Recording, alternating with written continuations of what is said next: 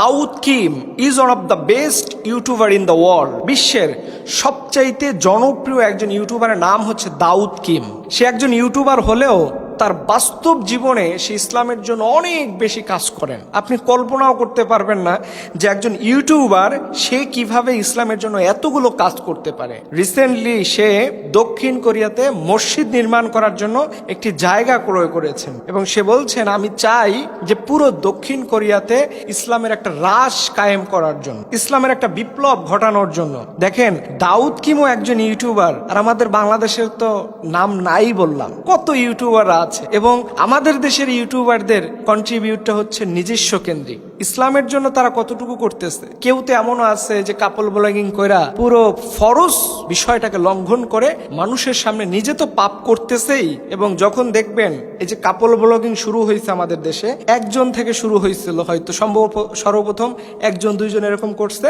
এখন আপনি গুনে দেখলে মনে হয় যে কয়েকশো কাপল ব্লগিং এর উপরে সাইট রয়েছে। দেখেন, একটা খারাপ জিনিসকে সমাজে যদি প্রমোট হয় তখন এটা কতটা ভয়ানক ভাবে ওই সমাজের মধ্যে এফেক্ট ফেলে, এটার প্রমাণ হচ্ছে আমাদের দেশের কাপল ব্লগিং গুলো এবং অন্যান্য যে সাইটগুলো আছে। আর দাউদ কিম সেও পারতো আমাদের দেশের মতো ইউটিউবারদের মতো লাক্সারিয়াস লাইফ লিড করতে, অর্থ সম্পদ জমিয়ে অনেক কিছু করতে পারতো দুনিয়ার জন্য, কিন্তু দাউদ কিম সেটা তার লাইফে সে ঘটায়নি, তার লাইফে সে সেটা প্রত্যাশা করেনি। এখান থেকে বেরিয়ে এসে ইসলামের জন্য কি করা যায়, ইসলামের জন্য কি করা যায় এটা চিন্তা ভাবনা করে, আল্লাহর জন্য কি করা যায় এটা চিন্তা করে সে সর্বপ্রথম নিজেকে চেঞ্জ করেছে। এরপরে সে নিজে পুরো একজন ইসলামিক মানুষ যেভাবে কাজ করা দরকার, আল্লাহর পক্ষ থেকে একজন মুসলমানদের উপরে যেই নসিহা, যে দায়িত্ব এসেছে, সেটা পরিপূর্ণতা এখন দাউদ কিম সে নিজের মধ্যে বাস্তবায়ন করতেছে। অনেকে তো বলবেন যে আপনি শুধু সেলিব্রিটিদের এই বিষয়গুলো নিয়ে কথা বলেন। দেখেন, এটা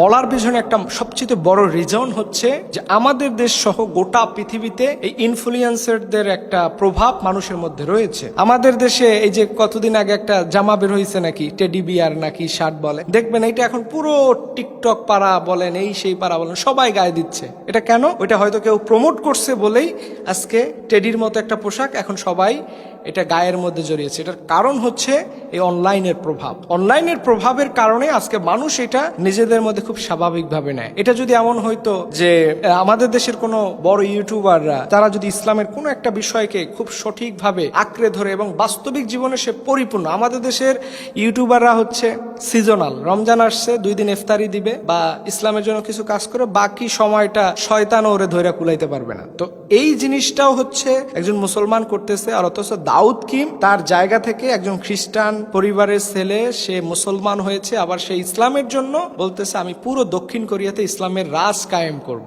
দেখেন, একই মানুষের অ্যাটিটিউডটা, কেউ ডান দিকে চলে যাচ্ছে, কেউ বাম দিকে চলে যাচ্ছে। এর জন্য আল্লাহ তাআলা কোরআনে বলছে যে আলিফ লাম র কিতাবুন আনজালনাহু ইলাইকা লিতুখরিজান নাসা মিনাজ যুলুমাতি ইলান নূর, যে একজন মানুষকে কোরআন রাইট পথ দেখায়, আলোর পথ দেখায়, you will be go to paradise.